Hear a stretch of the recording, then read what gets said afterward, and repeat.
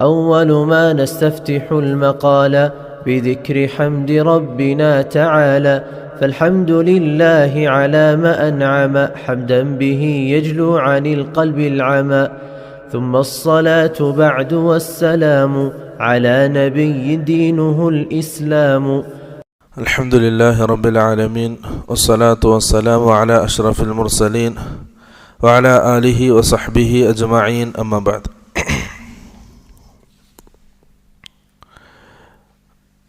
ദുറൂസുൻ ഫിൽ ഫിഖ്ഹ് എന്ന ഈ സംരംഭത്തിൻ്റെ കീഴിൽ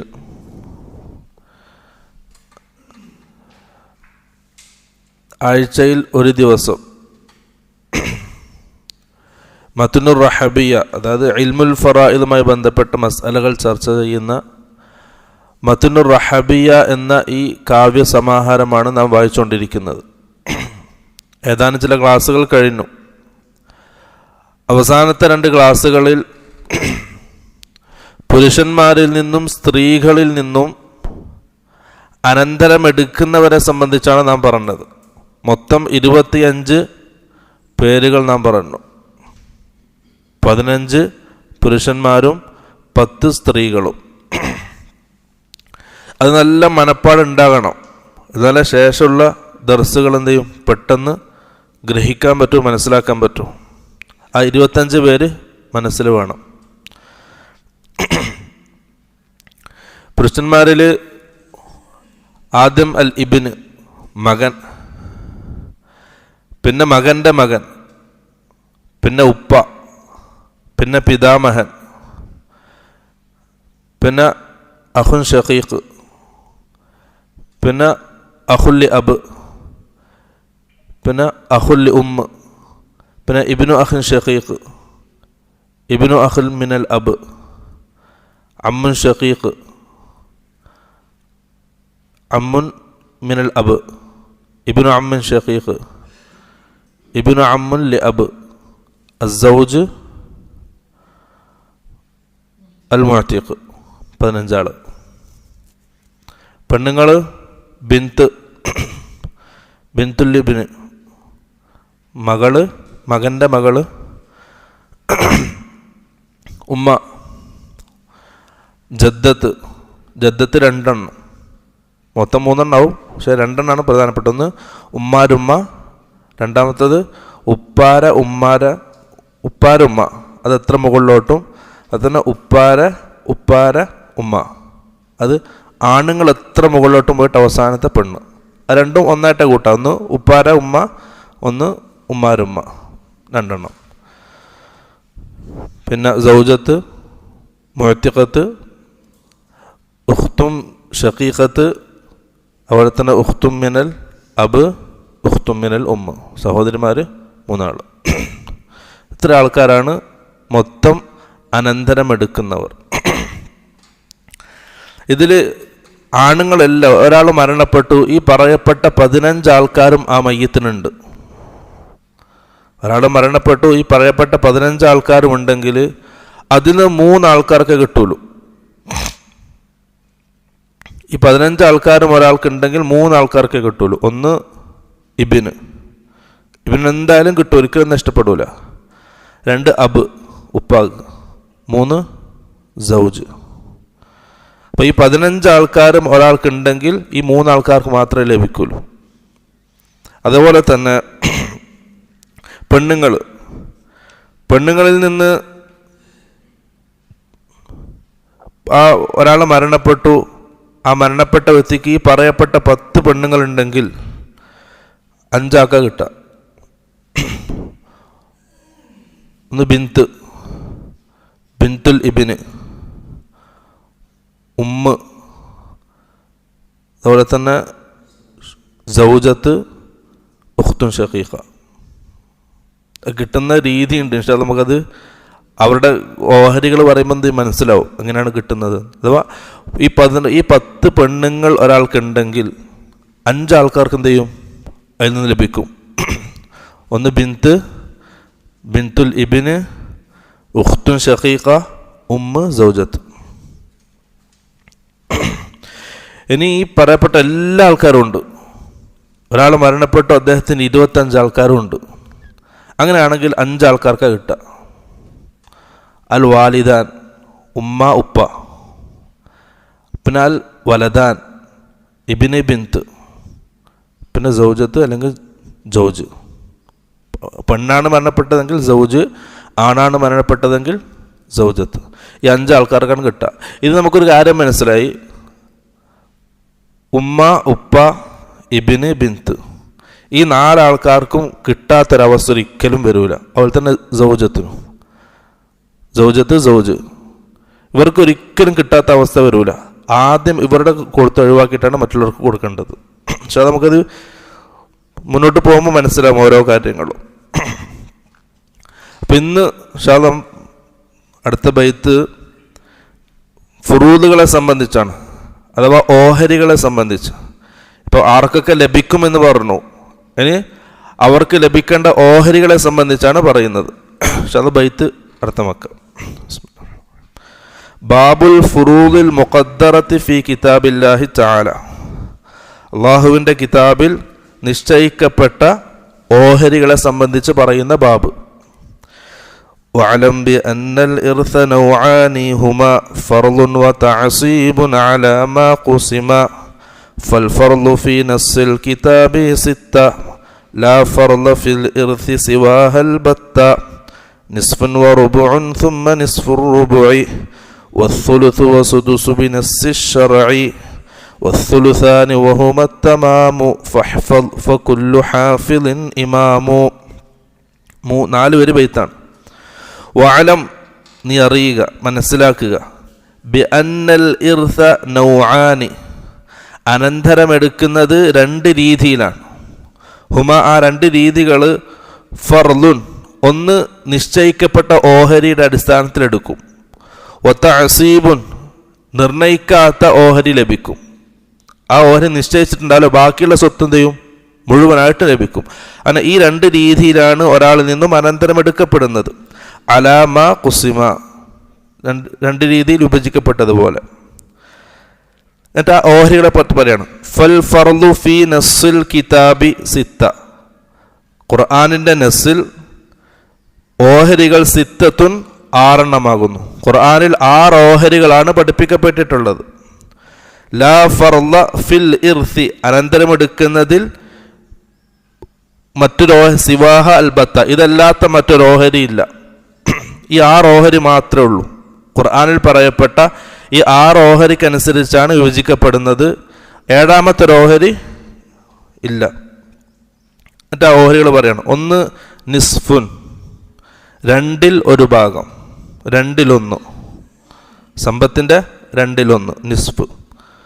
വറുബുഉൻ, സമ്പത്തിൻ്റെ 4ൽ 1. സുമ്മ നിസ്ഫുർ റുബുഇ, നിസ്ഫുർ റുബുഇ എന്ന് പറഞ്ഞാൽ സുമുന്, 8ൽ 1. അപ്പം 2ൽ 1, 4ൽ 1, 8ൽ 1. വസ്സുലുസു, 3ൽ 1.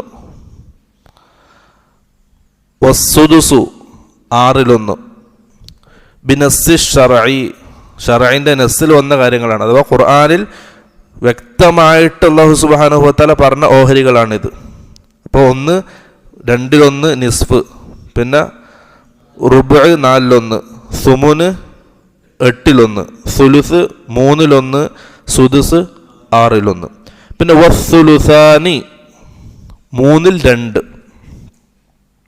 3ൽ സമ്പത്തിൻ്റെ 3ൽ 2 ഓഹരി.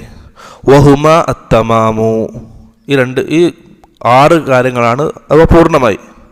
ഈ 6 ഓഹരികളാണ് അല്ലാഹു സുബ്ഹാനഹു വ തആല ഖുർആനിൽ പഠിപ്പിച്ചിട്ടുള്ളത്. ഈ 6ൽ കൂടുതലായിട്ട് മറ്റൊരു 7ാമത്തെ ഓഹരി ഖുർആനിലും ഇല്ല, സല്ലല്ലാഹു അലൈഹി വസല്ലമയുടെ വിധി നിർണയത്തിലും ഉണ്ടായിട്ടില്ല.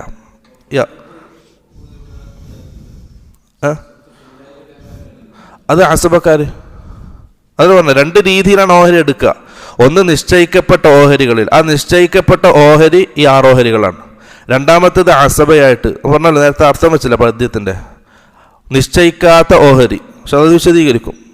2 രീതിയിലാണ് അനന്തരം എടുക്കുക. 1 നിശ്ചയിക്കപ്പെട്ട ഓഹരി, 2 നിശ്ചയിക്കപ്പെടാത്ത ഓഹരി.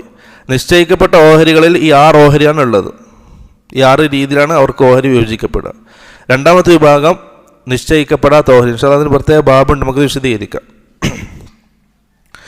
ഫഹ്ഫൽ ഫകുല്ലു ഹാഫിളിൻ ഇമാമു ഫഹ്ഫൽ, ഈ ഇൽമിൻ്റെ പ്രത്യേകതയാണത്. ഫഹ്ഫൽ, നീ മനപ്പാടമാക്കുക, ഹിഫ്ള് ചെയ്യുക, ഈ പറയപ്പെട്ട കാര്യങ്ങളൊക്കെ ഹിഫ്ള് ചെയ്യുക. ഫകുല്ലു ഹാഫിളിൻ ഇമാമു, എല്ലാ ഹാഫിദുകൾ ആരായിട്ടുണ്ട്? ഇമാമിങ്ങളായിട്ടുണ്ട്. ഇമാമാരൊക്കെ വലിയ ഹാഫിദുകളാണ്. അവരൊക്കെ ഇൽമ് മനപ്പാടമാക്കുകയായിരുന്നു. ഇൽമ് എന്നാൽ മനപ്പാടമാക്കുന്ന ഇൽമാണ്. പ്രത്യേകിച്ച് ഇൽമുൽ ഫറായിദിൽ പറയപ്പെട്ട ഓരോ കാര്യങ്ങളും മനപ്പാടമാക്കിയാൽ എന്തുള്ളൂ? മുന്നോട്ട് പോകാൻ കഴിയുള്ളൂ. മറ്റുള്ള ഇൽമുകൾ കേട്ട് മനസ്സിലാക്കി പിന്നെ അത് മറന്നു, പിന്നെ ഇൽമുൽ ഫറായിദിൽ എന്തില്ല, മുന്നോട്ട് പോകാൻ കഴിയില്ല. അപ്പോൾ പറയുന്ന ഓരോ കാര്യങ്ങൾ എന്ത് ചെയ്യണം? മനപ്പാടമാക്കി മനസ്സിലുണ്ടാകണം. എന്നാലും മുന്നോട്ട് നല്ല രീതിയിൽ എന്ത് ചെയ്യും? പഠിച്ച് മനസ്സിലാക്കി പോകാൻ പറ്റും. ഇപ്പോൾ ഈ 6 ഓഹരികൾ, പക്ഷെ നമുക്കിനി കുറച്ച് കാര്യങ്ങൾ പറയാം. ഈ 25 ആൾക്കാരിൽ ഫർളിൻ്റെ അടിസ്ഥാനത്തിൽ മാത്രം, അഥവാ നിശ്ചയിക്കപ്പെട്ട ഓഹരിയുടെ അടിസ്ഥാനത്തിൽ മാത്രം അനന്തരം എടുക്കുന്നവരുണ്ട്. അവർ 7 വിഭാഗം ആൾക്കാരാണ്. അവർക്ക് ആ നിശ്ചയിക്കപ്പെട്ട ഓഹരി മാത്രമേ ഉള്ളൂ, വേറൊരു ഓഹരി അവർക്ക് ലഭിക്കാനില്ല. ഒന്ന് സൗജ്, ഒരിക്കലും അസബി ആകൂല. അസബിൻ്റെ അടുത്ത് പറയണത്ര, ആദ്യം ഇത് പറഞ്ഞിട്ട് പറയാം. അഥവാ നിശ്ചയിക്കപ്പെട്ട ഓഹരി, ഈ നിശ്ചയിക്കപ്പെട്ട ഓഹരി മാത്രം ലഭിക്കുന്നവർ. ഒന്ന് സൗജ്, 2 ഓഹരിയാണുള്ളത്, അത് വിശദീകരിക്കാം. ആ 2 ഓഹരി മാത്രമേ ആ സൗജിന് ലഭിക്കുള്ളൂ, വേറൊരു മൂന്നാമത്തെ ഒരു അവസ്ഥ വരുന്നില്ല. അതുപോലെ തന്നെ സൗജത്ത്, ഭാര്യ, ഈ സൗജത്തിനും ഈ 2 ഓഹരി മാത്രമേ ഉള്ളൂ, മൂന്നാമത്തെ ഒരു ഓഹരി ഇല്ല. അതുപോലെ തന്നെ ഉമ്മാക്ക് നിശ്ചയിക്കപ്പെട്ട ഒരു ഓഹരി ഉണ്ട്, അത് കഴിഞ്ഞപ്പുറം വേറെ മസാലകളൊന്നും വരാനില്ല. അതായത് ഏതവസ്ഥയിലും ഈ നിശ്ചയിക്കപ്പെട്ട ഓഹരി മാത്രമേ അവർക്ക് ലഭിക്കുള്ളൂ. ഒന്ന് സൗജ്, 2 സൗജത്ത്, 3 പിന്നെ ഉമ്മുൽ അബ്, 2 ജദ്ദത്തുകളും. 5 സൗജ്, സൗജത്ത്, 2 ജദ്ദത്ത്. 6 അഹും മിനൽ 7 ഉഖ്തും മിനൽ ഉമ്മയത്തെ സഹോദരന്മാർ. ഇപ്പോൾ 7 ആൾ. ഈ 7 ആൾക്കാർക്ക് ഓഹരി മാത്രമേ ലഭിക്കൂ, അവർക്ക് നിശ്ചയിക്കപ്പെട്ട ഓഹരി മാത്രമേ ലഭിക്കുള്ളൂ, വേറൊരു അവസ്ഥകൾ വരൂല. പറഞ്ഞല്ലോ, 2 പറഞ്ഞല്ലേ, ഉമ്മുൽ അബ് 2 രീതിയിൽ വരും, മനസ്സിലായല്ലേ? അപ്പോൾ ഈ 7 ആൾക്കാരാണ് ഫർള് മാത്രം ലഭിക്കുന്നവർ, നിശ്ചയിക്കപ്പെട്ട ഓഹരി മാത്രം ലഭിക്കുന്നവർ. സൗജ്, സൗജത്ത്, 2 ജദ്ദത്ത്, അഹുമിനൽ അബ്, അഹുമിനൽ ഉഖ്തുമിനൽ മനപ്പാടാക്കണം, എന്നാലും മുന്നോട്ട് ശരിക്കും പോകാൻ പറ്റുള്ളൂ. ശരിക്കും ഹിഫ്ദ് ഇങ്ങനെ വായിൽ വരണം. ഇപ്പം 7 ആൾക്കാർക്ക് ഫർള് മാത്രമേ ലഭിക്കുള്ളൂ. ഇല്ല, എൻ്റെ വിശദീകരണം ബൈത്തിൽ അങ്ങനെ ഷോർട്ട് എല്ലാം വിശദീകരിച്ചില്ലല്ലോ ബൈത്തുകളിൽ. അടുത്തത് നിശ്ചയിക്കപ്പെട്ട ഒരു ഓഹരി അവർക്കില്ല, അസബയിൽ മാത്രം ലഭിക്കുന്നവർ.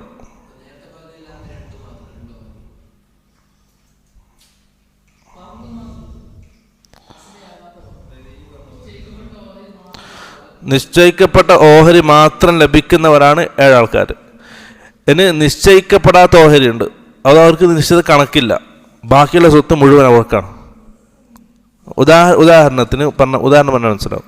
ഒരാൾ മരിച്ചു, ഒരാണ് മരിച്ചു, വാപ്പ, 2 ആമക്കളുണ്ട്, പിന്നെ ഒരു സഹോദരനുണ്ട് ജീവിച്ചിരിപ്പുണ്ട്.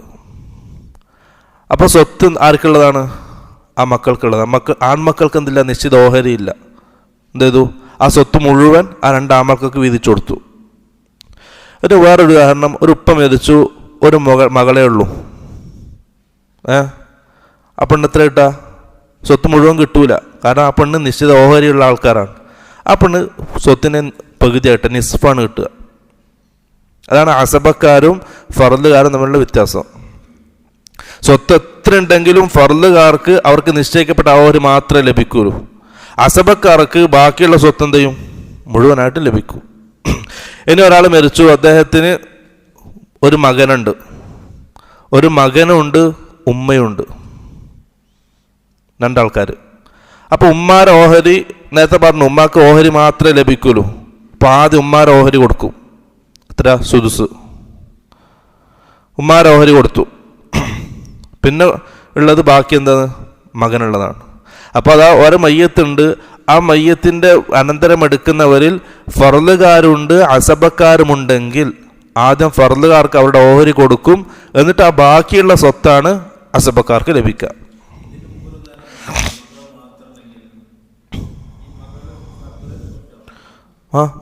മകള് ഫർദിൻ്റെ ആൾക്കാരാണല്ലോ. അത് വെച്ചാൽ ഇവിടെ പറഞ്ഞത് നമ്മൾ ഈ ഓഹരി കിട്ടുന്ന പറഞ്ഞ് ഫർദ് മാത്രം കിട്ടുന്ന അവസ്ഥയാണ് ഇപ്പം പറഞ്ഞത്. 7 ആൾക്കാർ. മകൾക്ക് ഫർദും ലഭിക്കും, ചില സാഹചര്യത്തിൽ അസബയിലാവും. ഉദാഹരണം പറഞ്ഞുതരാം. അത് വെച്ചാൽ ഒരു വാപ്പ മരിച്ചു, അച്ഛൽ ഏതവസ്ഥയിലും അവർക്ക് ഫർദ് മാത്രമേ കിട്ടുള്ളൂ. വേറെ ഒരു വിഭാഗം ആൾക്കാരുണ്ട്, ആ 25 ആൾക്കാരിൽ 7 ആൾക്കാർക്ക് ഫർദ് മാത്രമേ ലഭിക്കുള്ളൂ ഏതവസ്ഥയിലും. വേറെ വിഭാഗം ആൾക്കാർ അവർക്ക് ചിലപ്പം ഫർദും ലഭിക്കും, ചിലപ്പം അസബിയാവും.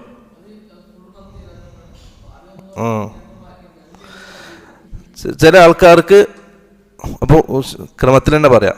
ആദ്യം ഫർദ് മാത്രം കിട്ടുന്ന 7 ആൾക്കാർ പറഞ്ഞു. ഇനി അസബ മാത്രം കിട്ടുന്ന, ഒരിക്കലും അവർ ഫർദിൻ്റെ ആൾക്കാരാവില്ല, അസബക്കാർ മാത്രം.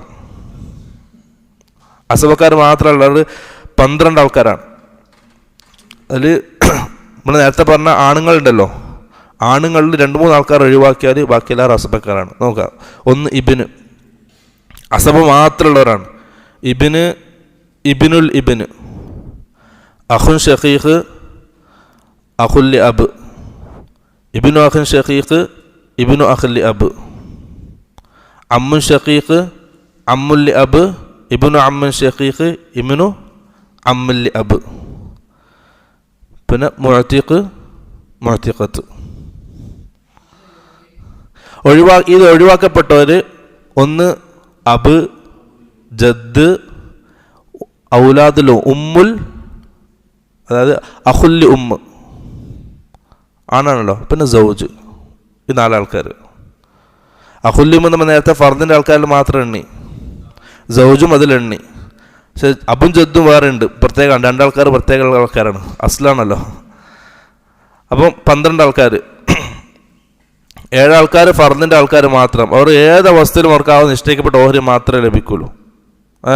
രണ്ടാമത്തെ, അത് ഏതവസ്ഥയിലും അവർക്ക് അസബ മാത്രമേ ഉള്ളൂ, അവർക്ക് നിശ്ചയിക്കപ്പെടാത്ത ഓഹരിയാണ്.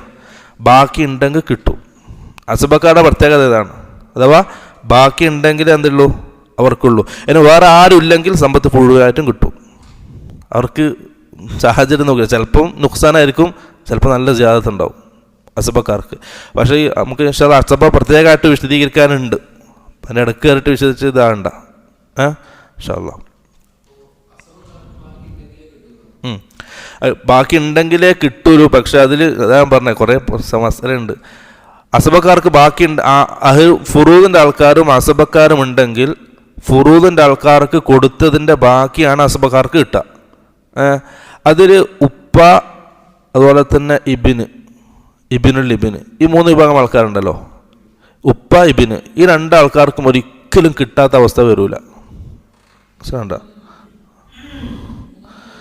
മൂന്നാമത്തെ വിഭാഗം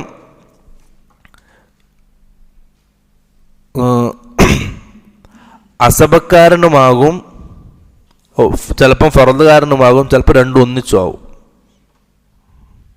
ആദ്യം ഫർദുകാർ മാത്രം പറഞ്ഞു, പിന്നെ അസബക്കാർ മാത്രമാകുന്നവർ, പിന്നെ ഫർദുകാരനുമാകും അസബക്കാരനുമാകും, ചിലപ്പോൾ രണ്ടും ഒന്നിച്ചാവും. ഉദാഹരണം അബ്, ജദ്, ഈ 2 ആൾക്കാരാണ്. ഉപ്പയും ഉപ്പയും ഈ 2 ആൾക്കാരും ചിലപ്പം ഫർദിൻ്റെ ആൾക്കാരായിരിക്കും, ചിലപ്പോൾ അസബൻ്റെ ആൾക്കാരായിരിക്കും, ചിലപ്പോൾ എന്താ അവർ രണ്ടും ഒന്നിച്ചാവും. ഒന്നിച്ചാകുന്നതിൻ്റെ ഉദാഹരണം, ഒരു മരണപ്പെട്ട ഒരാൾ, മരണപ്പെട്ടത് പെണ്ണാണ്, ആണാണെങ്കിലും പ്രശ്നമില്ല. ഒരാൾ മരണപ്പെട്ടു. ആ മരണപ്പെട്ട വ്യക്തിക്ക് ഉപ്പയുണ്ട്, മകളുണ്ട്. ഉപ്പയുണ്ട്, മകളുണ്ട്. അപ്പം എന്ത് ചെയ്യും? ആദ്യം അസബക്കാരനും ഫർദാരനാണല്ലോ, ഉപ്പ രണ്ടും ഉണ്ടല്ലോ. അപ്പോൾ ആദ്യം നോക്കേണ്ടത് ഫർദാണ്. നിശ്ചയിക്കപ്പെട്ട ഓഹരിയാണ്, അതെന്തായാലും കൊടുക്കണമല്ലോ. കാരണം ഒരാൾ മരണപ്പെട്ടു, അള്ളാഹ് കൊടുക്കാൻ നിശ്ചയിക്കപ്പെട്ട ഓഹരിയാണ്, അതെന്തായാലും കൊടുത്തിരിക്കണം. അസബക്കാർ പിന്നെയാണ്, ബാക്കിയുള്ളതിൽ അസബക്കാർ കിട്ടുക. അപ്പോൾ ആദ്യം നോക്കേണ്ടത് ഫർദിൻ്റെ കണക്കാണ്. അപ്പോൾ ഒരാൾ മരണപ്പെട്ടു, അദ്ദേഹത്തിന് ഉപ്പയുണ്ട്, മകളുണ്ട്. അപ്പോൾ ആദ്യം കൊടുക്കും മകൾക്ക് എത്ര കൊടുക്കുക? മകൾ മാത്രമേ ഉള്ളൂ, വേറെ ആരുമില്ല. അപ്പോൾ നിസ്ഫ്, സമ്പത്തിൻ്റെ നിസ്ഫത്ത് മകൾ കിട്ടി. പിന്നെ ഉപ്പാക്ക് എത്ര കൊടുക്കണം? ഉപ്പാക്ക് മയ്യത്തിന് മക്കളുണ്ടെങ്കിൽ ഉപ്പാൻ്റെ ഓഹരി സുദുസ് 1/6. ഉപ്പാക്ക് 1/6 കൊടുത്തു. അപ്പോൾ ഒരു സമ്പത്തിൻ്റെ 1/6 നിസ്ഫും പോയി. അല്ലല്ല, രണ്ടൊന്നിച്ചാണ്. അപ്പോൾ ഉദാഹരണം പറഞ്ഞാൽ ഇപ്പം 2/1 6/1 പോയില്ലേ? അപ്പോൾ നമ്മൾ സമ്പത്തിന് എന്താക്കും? സമ്പത്തിന് മൊത്തം 6 ഓഹരിയാക്കും. 6 ഓഹരിയാക്കിയിട്ട് 6ൻ്റെ ഓഹരിയിൽ നേരെ പകുതി ആർക്ക് കൊടുക്കും? മകൾ കൊടുക്കും. അപ്പോൾ 3 മകൾക്ക് പോയി.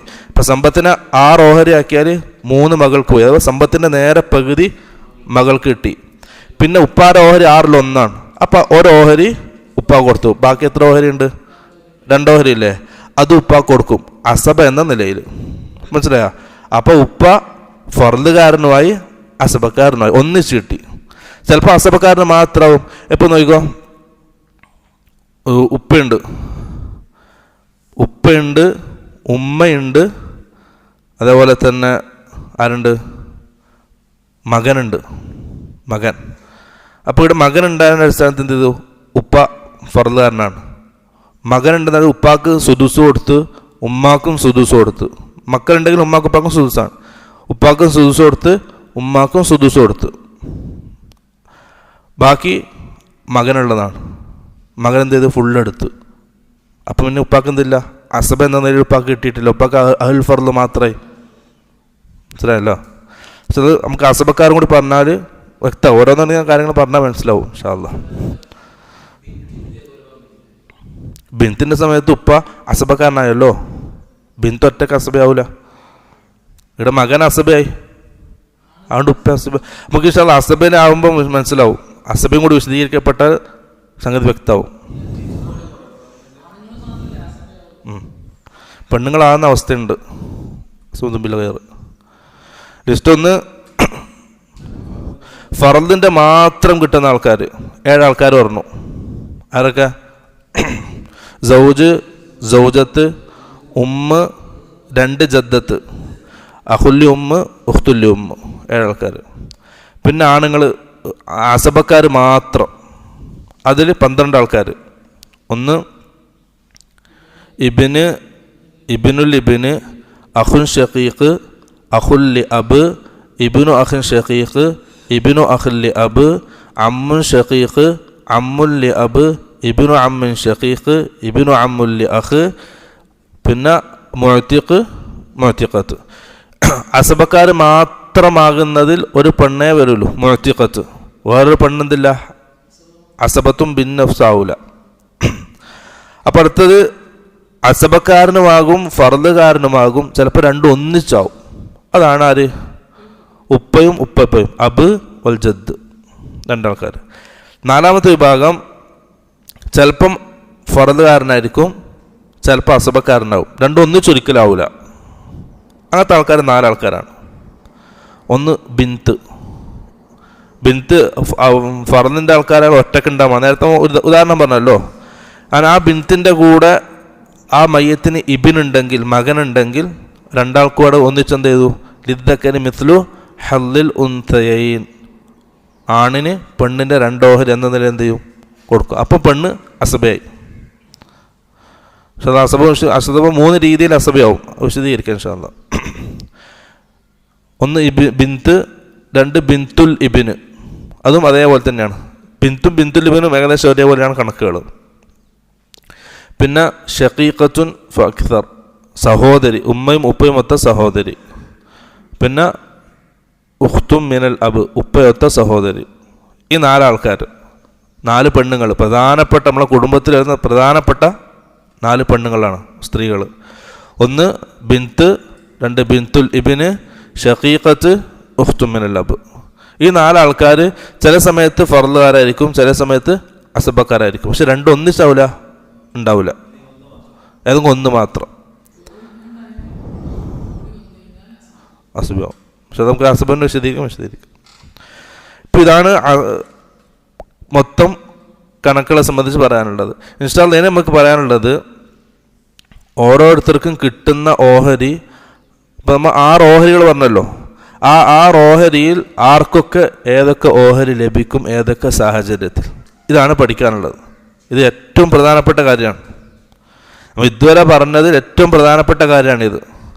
അഥവാ ഈ പറയപ്പെട്ട 6 ഓഹരികളിൽ ആർക്കൊക്കെ ഏതൊക്കെ ഓഹരി എപ്പോഴൊക്കെ ലഭിക്കും. എൻ്റെ അച്ചുതണ്ട് ഇതാണ്, ഇൽമുൽ ഫറഹിൻ്റെ അച്ചുതണ്ട്. ഇത് പഠിച്ചിട്ടാണ്, ഇതിൻ്റെ ഫറകളാണ് മറ്റെല്ലാ കാര്യങ്ങളും. പക്ഷെ നമുക്ക് തുടങ്ങാം. ആദ്യം നിസ്ഫ്. ഒന്നാമതായിട്ട് നിസ്ഫല്ല പറഞ്ഞത്. പദ്യം നോക്കാം.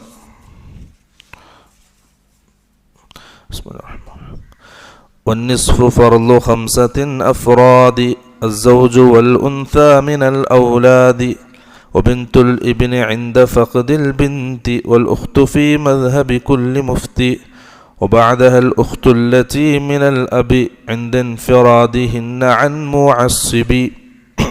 3 വരെയുള്ള ബൈത്താണ്. അത് അർത്ഥമാക്കാം, എന്നിട്ട് വിശദീകരിക്കാം ഇൻഷാ അല്ലാഹ്. വന്നിസ്ഫു, നിസ്ഫ് എന്ന ഓഹരി അഥവാ സമ്പത്തിൻ്റെ 2/1 ഓഹരി. ഫർലു 5 അഫ്രാദി, 5 വിഭാഗം ആൾക്കാരുടെ ഓഹരിയാണ്. ഇപ്പം നിസ്ഫ് എന്ന ഓഹരി ഈ പറയപ്പെട്ട 25 ആൾക്കാരിൽ 5 വിഭാഗത്തിനുള്ളതാണ്. ഒന്നാമത്തത് അസ്സൗജ്, പിന്നെ വൽ ഉൻസ മിനൽ ഔലാദി, പെൺമക്കൾ,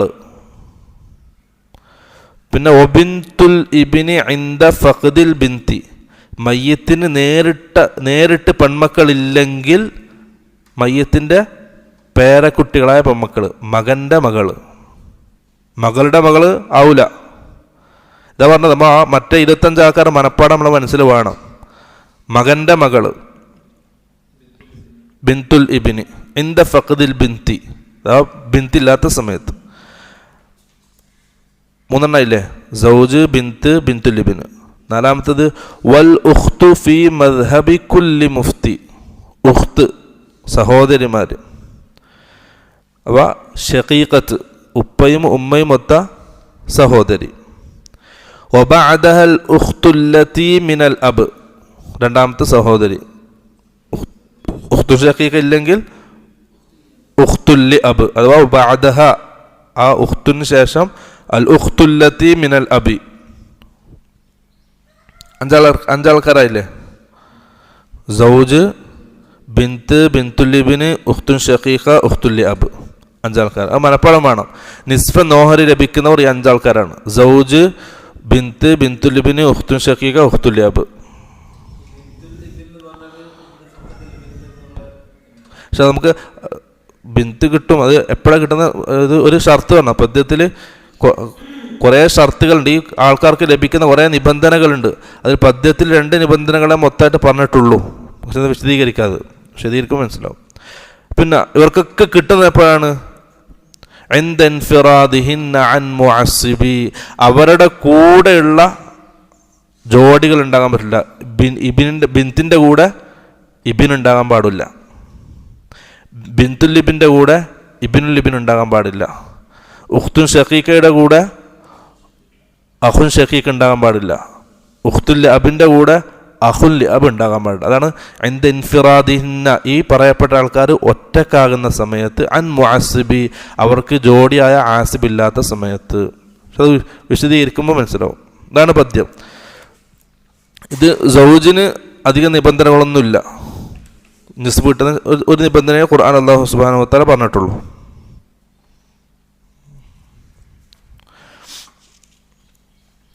അപ്പം നിസ്ഫ് നോഹരി ലഭിക്കുന്നവർ 5 ആൾക്കാർ.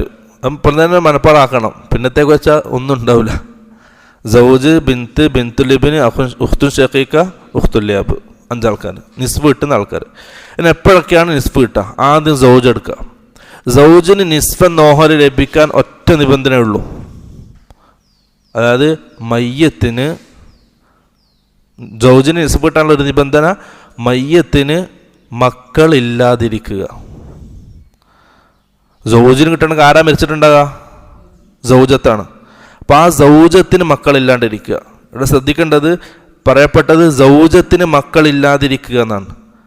അത് ആരാകാം, ഒന്നുകിൽ ഇവൻ്റെ മക്കളാകാം, അല്ലെങ്കിൽ വേറെ ആരുടെങ്കിലും മക്കളാകാം. എന്താണെങ്കിലും സൗജത്തിന് മക്കളുണ്ടാകാൻ പാടില്ല. ഇവൻ്റെ മക്കൾ തന്നെ ആണെന്നില്ല, സൗജത്തിന് മക്കളുണ്ടാകാൻ പാടില്ല. അപ്പോൾ ഒരു പെണ്ണ് മുമ്പ് കല്യാണം കഴിച്ചു, തലാഖായി അല്ലെങ്കിൽ മരണപ്പെട്ടു അദ്ദേഹം, എന്നിട്ട് അതിൽ മക്കളുണ്ട്. മക്കൾ വേറെ താമസം പോയി. നമ്മുടെ നാട്ടിൽ വരുന്ന സാധാരണ വരുന്നൊരു മസലയാണ്. മക്കൾ അവരുടെ രീതിയിൽ ജീവിച്ച് തുടങ്ങി. ഈ പെണ്ണ് രണ്ടാമത് കല്യാണം കഴിച്ചു. അപ്പോൾ പെണ്ണിന് ആരുമില്ല, ബാധ്യതകളൊന്നുമില്ല. പെണ്ണ് രണ്ടാമത്തെ ഭർത്താവിൻ്റെ കൂടെ താമസം തുടങ്ങി. പെണ്ണ് മരണപ്പെട്ടു, വലിയ സ്വത്തുള്ള പെണ്ണാണ്. അപ്പം ഈ പെണ്ണിൻ്റെ ഭർത്താവിന് എത്ര കിട്ടുക? മറ്റേ മക്കൾ ജീവിച്ചിരിപ്പുണ്ട്, നിസ്ബ് കിട്ടൂല. അപ്പോൾ നോക്കണം, ഇപ്പം നമ്മൾ നോക്കും, ഈ ആളിൽ നിന്ന് ഈ പെണ്ണിന് മക്കളില്ല, രണ്ടാമത്തെ ഭർത്താവിൽ നിന്ന് ആ പെണ്ണിന് മക്കളായിട്ടില്ല. അപ്പോൾ ഒരിക്കലും നിസ്ബ് കൊടുക്കാൻ പറ്റില്ല. കാരണം ഇവിടെ പറഞ്ഞത് സൗജത്തിന്, അവ മരണപ്പെട്ട ആ മയ്യത്തിന് മക്കളുണ്ടാകാൻ പാടില്ല എന്നുള്ളതാണ് നിബന്ധന. വലക്കും നിസ്ഫു മാ തറക അസ്വാജുക്കും ഇല്ലം യകുല്ലഹുന്ന വലദ്. ഈ ഒറ്റ അരവരിയാണ് അല്ലാഹു സുബ്ഹാനഹു വ തആല പറഞ്ഞത്. വലക്കും നിസ്ഫു, നിങ്ങൾക്ക് എന്തുണ്ട്? നിസ്ഫ് നോഹരിയുണ്ട്. മാ തറക അസ്വാജുക്കും, നിങ്ങളുടെ ഭാര്യമാർ ഒഴിവാക്കിപ്പോയ സമ്പത്തിൽ നിസ്ഫ് നോഹരിയുണ്ട്. ഇല്ലം യകുൻ ലഹുന്ന വലദ്. ലഹുന്ന ശരിക്കും ശ്രദ്ധിക്കണം, നിങ്ങൾക്ക് മക്കളുടെ ഇല്ലെങ്കിൽ എന്നല്ല. ലഹുന്ന, ആ മരണപ്പെട്ട മയ്യത്ത് അഥവാ ആ പെണ്ണുങ്ങൾക്ക് മക്കൾ, ആ സൗജത്തിന് മക്കളില്ലെങ്കിൽ നിങ്ങൾക്ക് നിസ്ഫ്. നിങ്ങൾക്ക് ലഹുന്ന നാക്കേണ്ട ആവശ്യമില്ല. അപ്പോൾ ഈ ഒരു നിബന്ധന ഖുർആനിലുള്ളൂ. ഭർത്താവിന് നിസ്ഫ് കിട്ടാനുള്ള ഒരു നിബന്ധന മയ്യത്തിന് മക്കളില്ലാണ്ടിരിക്കുക, അല്ലേ? രണ്ടാമത്തത് ബിന്ത്. ബിന്തിന് രണ്ട് നിബന്ധനകളുണ്ട്. ഒന്ന് അദമുൽ മുഅസ്സിബ്, അഥവാ ബിന്തിൻ്റെ കൂടെ ഇബിന് വരാൻ പാടില്ല. ഇപ്പോൾ ഒരാൾ മരണപ്പെട്ടു, ആ മരണപ്പെട്ട വ്യക്തിക്ക് ഒരു മകനുണ്ട്, ഒരു മകളുണ്ട്. അങ്ങനെയാണെങ്കിൽ ആ മകൾക്ക് നിസ്ബ നോഹരി ഇല്ല, മകൾ ഒറ്റക്കായിരിക്കണം. അതേപോലെ തന്നെ അദമുൽ മുഷാറക്ക,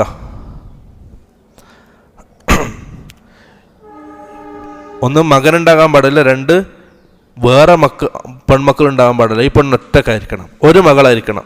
രണ്ട് പെൺമക്കളുണ്ടെങ്കിലോ നിസ്ബ് കിട്ടൂല.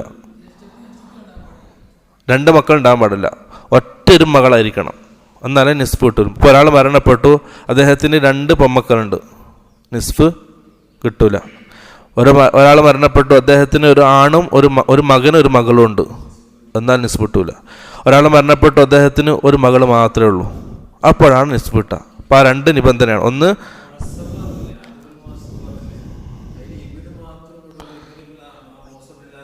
മുഅസ്സിബ് വെച്ചാൽ ഇവൾക്ക് തുല്യമായ മുഅസ്സിബ്, അതായത് ഇവളെ മുഅസ്സിബാക്ക്. നമ്മൾ നേരത്തെ പറഞ്ഞല്ലോ, നാല് വിഭാഗം ആൾക്കാർ ഫർദിൻ്റെ ഓഹരിയും കിട്ടും, ചിലപ്പം അസബൻ്റെ ഓഹരിയും കിട്ടും. പക്ഷെ രണ്ടും ഒന്നിച്ചാവൂല എന്ന് പറഞ്ഞാൽ നാലാം വിഭാഗം. ബിന്ത് ലിബിന്, ഉഖ്തുൻ ഷഖീഖ, ഉഖ്തുൽ ലിഅബ്, ഈ നാലാൾക്കാർ. ഈ നാലാൾക്കാർ അസബയാകുന്ന സന്ദർഭമാണ് അവർക്ക് യോജിച്ച ജോഡി അവിടെ കൂടെ വന്നാൽ, ബിന്തിൻ്റെ കൂടെ ഇബിന് വന്നാൽ അവർ അസബയായി. രണ്ടാം കൂടി പിന്നെ അസബൻ്റെ നിലയിലെടുക്കുക. അതുപോലെ തന്നെ അസബൻ്റെ പടം വരുമ്പോൾ വിശദീകരിക്കുക. ബിന്തുൽ ഇബിന്, അവൻ്റെ കൂടെ ഇബിന് വന്നാൽ അവർ രണ്ടാം കൂടി അസബയായി. ബിന്തുൽ ഇബിന്, മകൻ്റെ മകള്, ആ മകൻ്റെ മകള് ഒറ്റക്കാണെങ്കിൽ വേറെ മസലയാണ്.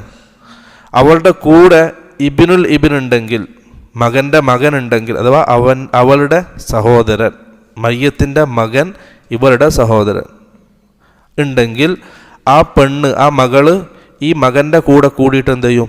അസബയാവും. പിന്നെ ആ രണ്ടാൾക്കും കിട്ടുന്നത് ബാക്കിയുള്ള സ്വത്താണ്. രണ്ടാളും ഒരേ ദിദക്കലിമത്തുൽ ഹദ്ദിൽ ഉൻസൈൻ എന്ന രീതിയിൽ വീതിച്ചെടുക്കണം. അതേപോലെ തന്നെ ഉഖ്തുൽ ഷഖീഖ് അങ്ങനെ തന്നെയാണ്. ആ കൂടെ അഖുൻ ഷഖീഖ് ഉണ്ടെങ്കിൽ അസബയാവും. ഉഖ്തുൽ ലിഅബ് അങ്ങനെ തന്നെയാണ്. കൂടെ അഖുൽ ലിഅബ് ഉണ്ടെങ്കിൽ അവർ അസബയാവും. ഫർദിൻ്റെ ആൾക്കാരിൽ നിന്ന് അവർ മാറും. അതുകൊണ്ട് അവർക്ക് നിസ്ഫ നോഹരി ലഭിക്കണമെങ്കിൽ, ബിന്തിന് നിസ്ഫ നോഹരി ലഭിക്കണമെങ്കിൽ ഒന്ന് കൂടെ മയ്യത്തിൻ്റെ മകൻ ഉണ്ടാകാൻ പാടില്ല. അഥവാ ഇവളെ അസബയിലേക്ക് കൊണ്ടുവരുന്ന ഇവളുടെ ജോഡി ഉണ്ടാകാൻ പാടില്ല. അതാണ് അദമുൽ മുഅസ്സിബ് എന്ന് പറഞ്ഞത്. ഇവള് അതുകൊണ്ട് ഇത് ബിന്തിനെ ഇബിന്, ബിന്തുൽ ലിബിന ഇബ്നുൽ ലിബിന്, ഉഖ്തുൻ ഷഖീഖൻ അഖുൻ ഷഖീഖ്, ഉഖ്തുൽ ലബിന ഉഖ്തുൽ അഖുൽ ലബ്. അല്ല, ഇവിടെ അതേ ജോഡിയാണ്. ഇവളെ ആസിബാക്കുന്ന, ഇവളെ അസബയിൽ കൊണ്ടുവരുന്ന മുആസിബ് ഉണ്ടാണ്, അഥവാ അദമുൽ മുആസിബ് എന്ന് പറഞ്ഞത്. ഇവളെ അസബയിൽ മനസ്സിലായില്ലേ? അപ്പം ഒന്നാമത്തെ നിബന്ധന ഇവിടെ അസബയാക്കുന്ന അവനുണ്ടാകാൻ പാടില്ല. സ്വത്ത് നിസ്ഫ്, അപ്പം നിസ്ഫാവരി ഇപ്പം പറഞ്ഞില്ലേ, അവള് മാത്രം ഉണ്ടാകുന്ന അവസ്ഥ ഈ അവസ്ഥ. അപ്പം നിസ്ഫ് കൊടുക്കും. ബാക്കി നമ്മൾ നേരത്തെ മുമ്പേ പറഞ്ഞിരുന്നു, റദ്ദിൻ്റെ മസലയാണെങ്കിൽ റദ്ദ് എന്ന നിലയിൽ എന്ത് ചെയ്യും, ഇവൾക്ക് തന്നെ ബാക്കി സ്വത്ത് കൊടുക്കും. പിന്നെ റദ്ദില്ലാത്ത മസല, റദ്ദ് അംഗീകരിക്കാത്ത ഷാഫി മദ്ഹബ്, ഷാഫി റഹ്മ റദ്ദ് അംഗീകരിച്ചില്ല, ദവിൽ റഹാമിന് പോകും. ദവിൽ റഹാം എന്ന് പറഞ്ഞാൽ അടുത്ത കുടുംബക്കാരും ആ പറയപ്പെട്ട 25 ആൾക്കാരും ഇല്ലാത്തവരും. മകളുടെ മകള്, മകളുടെ മകൻ, ചിലപ്പോൾ ആ ഉപ്പപ്പാനെ നോക്കിയത് മകളുടെ മകനായിരിക്കും, അടുത്ത ബന്ധമായിരിക്കും, പക്ഷെ എന്തില്ല, ഓഹരിയില്ല. അതുപോലെ തന്നെ ഉപ്പപ്പ, ഉമ്മാരുപ്പാരെ കീഴിലായിരിക്കും പേരക്കുട്ടി ജീവിച്ചിട്ടുണ്ടാകും ഫുള്ള്. പേരക്കുട്ടി മരിച്ച ഉമ്മാരുപ്പാക്കില്ല. അപ്പോൾ അങ്ങനെ ദവിൽ റഹാം എന്നിട്ടൊരു വിഭാഗം ആൾക്കാരുണ്ട്. അവർക്ക് എന്ത് ചെയ്യും, സ്വത്ത് പോവും. അങ്ങനെ ആ 2 രീതിയിലാണ്. റദ്ദുണ്ടെങ്കിൽ റദ്ദിലേക്ക് പോവും, അല്ലെങ്കിൽ ദവിൽ റഹാമിലേക്ക് പോവും. ഈ രണ്ടും ഇല്ലെങ്കിൽ ബൈത്തുൽ മാലിലേക്ക് പോവും. അതുപോലെ തുടക്കത്തിൽ പറഞ്ഞല്ലോ ഇഖ്തിലാഫിൻ്റെ, ഈ ഇൽമുൽ ഫറായിദിൽ ഇഖ്തിലാഫ്, അതാ പറഞ്ഞത് ഫസ്റ്റ് മുതൽ ഓർമ്മയുണ്ടെങ്കിൽ അവസാനം വരെ ശരിയായിട്ട് പോകുള്ളൂ. ഫുള്ളി ഹിഫ്ളായിരിക്കണം, നമ്മൾ സ്കൂളിൽ നിന്ന് കണക്ക് പഠിക്കുമല്ലോ, ആദ്യം കൂട്ടാൻ പഠിക്കും, 2 2 4, പിന്നെ കുറക്കാൻ പഠിക്കും, പിന്നെ ഗുണിക്കാനും ഹരിക്കാനും പഠിക്കുക. കൂട്ടാൻ പഠിക്കാണ്ട് ഒരാൾ ഹരിക്കാൻ പഠിച്ചത് നടക്കുമോ? കുറക്കാൻ പഠിക്കാണ്ട് ഹരിക്കൽ പഠിക്കാൻ നടക്കുമോ? അതേപോലെയാണ് ഇൽമുൽ ഫറായിദ്. തുടക്കം മുതലേ പഠിച്ചു വന്നാൽ എന്തുള്ളൂ, അവസാനമാകുമ്പോൾ എളുപ്പത്തിൽ നടക്കൂല, മുന്നോട്ട് പോകില്ല. മുഷാറക്കയിൽ അവളുടെ അതേ പെണ്ണ്, ഇപ്പം ബിന്താണെങ്കിൽ ബിന്ത്, ജ്യേഷ്ഠത്തി. ഇപ്പം ജ്യേഷ്ഠത്തെ അനുജത്തി ഇവളെ സംബന്ധിച്ചാണ് നമ്മൾ പറയുന്നത്, മയ്യത്തിനെ സംബന്ധിച്ചാണ്. അത് ശരിക്കും ശ്രദ്ധിക്കണം. ഒന്ന് പറയപ്പെടുന്ന വ്യക്തി ഉണ്ടാവും, പിന്നെ മയ്യത്ത് ഉണ്ടാവും. 2 ബന്ധങ്ങളുടെ സംസാരിക്കാനുണ്ട്. നമ്മളിപ്പോൾ മയ്യത്തിനെ പറ്റി സംസാരിക്കുക, എന്നാൽ ശക്കൾ ഉണ്ടാവില്ല. മയ്യത്തിൻ്റെ മകളെ സംബന്ധിച്ചാണ് ഇപ്പം പറയുന്നത്. ആ മയ്യത്തിൻ്റെ മകൾക്ക് നിസ്ഫ് കിട്ടണമെങ്കിൽ 2 നിബന്ധനയാണ് ഉള്ളത്. ഒന്ന് അദമുൽ മുഅസ്സിബ്, ഇവളെ അസബയാക്കുന്ന മയ്യത്തിൻ്റെ മകൻ ഉണ്ടാകാൻ പാടില്ല. രണ്ടാമത്തത് ഇവൾക്ക് തുല്യമായിട്ട് വരുന്ന മയ്യത്തിൻ്റെ മറ്റു പെൺമക്കൾ ഉണ്ടാകാൻ പാടില്ല.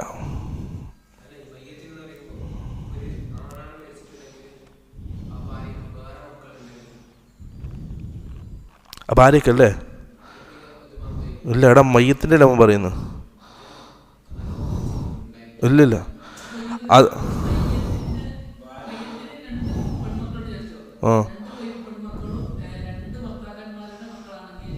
രണ്ട്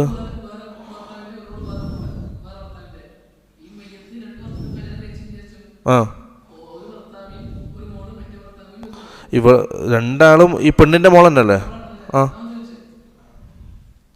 മനസ്സിലായില്ലേ? 2 ഈ പെണ്ണിൻ്റെ മോളന്നല്ലേ? തുല്യാണ്. മനസ്സിലായില്ലേ? അത് മയ്യത്തിൻ്റെ ബന്ധം നോക്കേണ്ടത്. മയ്യത്തിൻ്റെ മക്കള്, പിന്നെ ഉമ്മ ഒന്നും വ്യത്യാസമില്ല. മയ്യത്തിൻ്റെ മക്കള്, ഒരാൾ മയ്യത്തിൻ്റെ ആ മരിച്ചു കിടക്കുന്ന ആളെ മകളാണോ, അത് എങ്ങനെയാണെങ്കിലും മകളാണോ, ഓളതായി പറയുന്നു.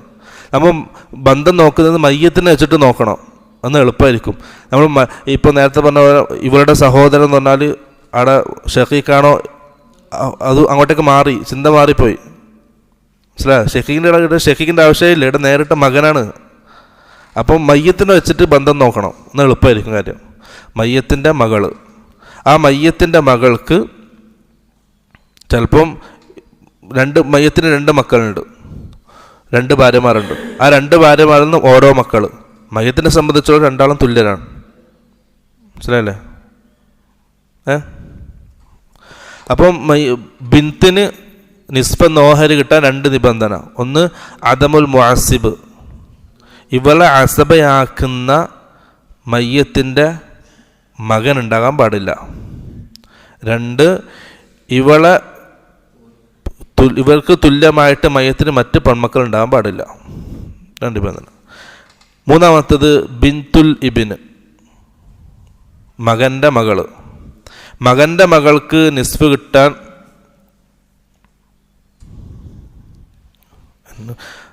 മയ്യത്തിൻ്റെ മകൻ്റെ മകൾക്ക് നിസ്ഫ് കിട്ടാൻ 3 നിബന്ധനയാണ്. ഒന്ന് 2 മുകളിൽ പറഞ്ഞ തന്നെയാണ്, അതിന് മനസ്സിലാവും. അദമുൽ മുഅസ്സിബ്, ഇവൾക്ക് തുല്യമായിട്ട് മയ്യത്തിന് വേറെ മകൻ്റെ മകൾ ഉണ്ടാകാൻ പാടില്ല. അതുപോലെ തന്നെ ഇവൾക്ക് തുല്യമായിട്ട് മയ്യത്തിന് വേറെ മകൻ്റെ മകൻ ഉണ്ടാകാൻ പാടില്ല. മൂന്നാമത്തേത് ബിന്ത് ഉണ്ടാകാൻ പാടില്ല. പോയി ബിന്ത് ഉണ്ടെങ്കിൽ ഇവിടെ പോയി, ബിന്തിന് നിസ്ഫിൻ്റെ ഓഹരിയായി. അപ്പം 3 നിബന്ധനകൾ. അദമുൽ മുഅസ്സിബ്, അദമുൽ മുഅസ്സിബ് എന്ന് പറയും. അപ്പം മനസ്സിലായില്ല എന്താണ് അദമുൽ മുഅസ്സിബ് ഉണ്ടാകാൻ പാടില്ല. അദമുൽ മുഷാറക്ക, അല്ലെങ്കിൽ ഇവൾക്ക് തുല്യമായിട്ട് വേറെ മകൻ്റെ മകൾ ഉണ്ടാകാൻ പാടില്ല. ഇവൾ ഒറ്റക്കായിരിക്കണം. പേരക്കുട്ടികൾ ഇവൾ പെണ്ണായിട്ട് ഇവൾ മാത്രമേ ഉള്ളൂ. മകൻ്റെ മകൾ ഇവൾ ഒറ്റക്കേ ഉള്ളൂ. മകൻ്റെ വേറെ മകളുണ്ടെങ്കിൽ മുഷാറക്കത്തായി.